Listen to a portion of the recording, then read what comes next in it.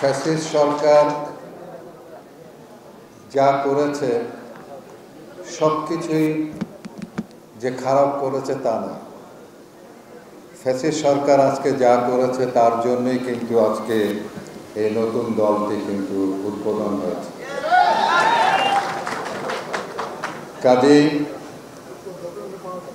সব খারাপের মধ্যে থেকেও কিন্তু কিছু কিছু ভালো কাজ বেরিয়ে আসে, সেটা আজকের এই প্রমাণ। আজকে এই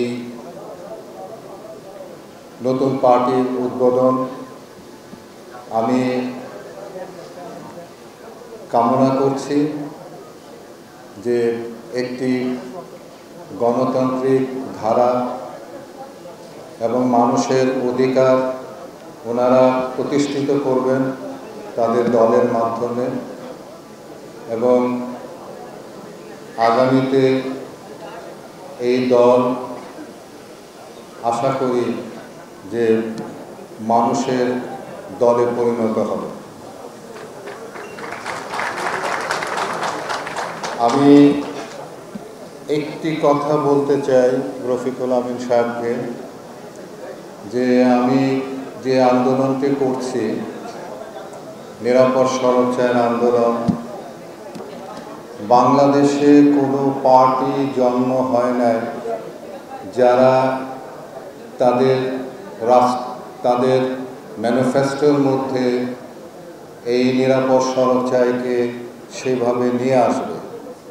আমি আশা করেছিলাম যে রফিক সাহেব অন্তত এই জিনিসটিকে নিয়ে আসবেন, কিন্তু আপনি আনেন নাই। তো আমার এটি দাবি রইল আপনার প্রতি যে নিরাপদ সড়ক চাই বিষয়টিকে আপনাদের ম্যানিফেস্টোর মধ্যে নিয়ে আসবেন ইনশাআল্লাহ। এবং অবশ্যই এই যে দেখেন যে কত মানুষের দাবি, কত মানুষ এখানে যারা এসেছে তাদের মধ্যে থেকে তাদের কত আপনজনকে তারা হারিয়েছে। তো কাজেই সেই বিষয়টিকে আমরা উপেক্ষা করছি সারা জীবন।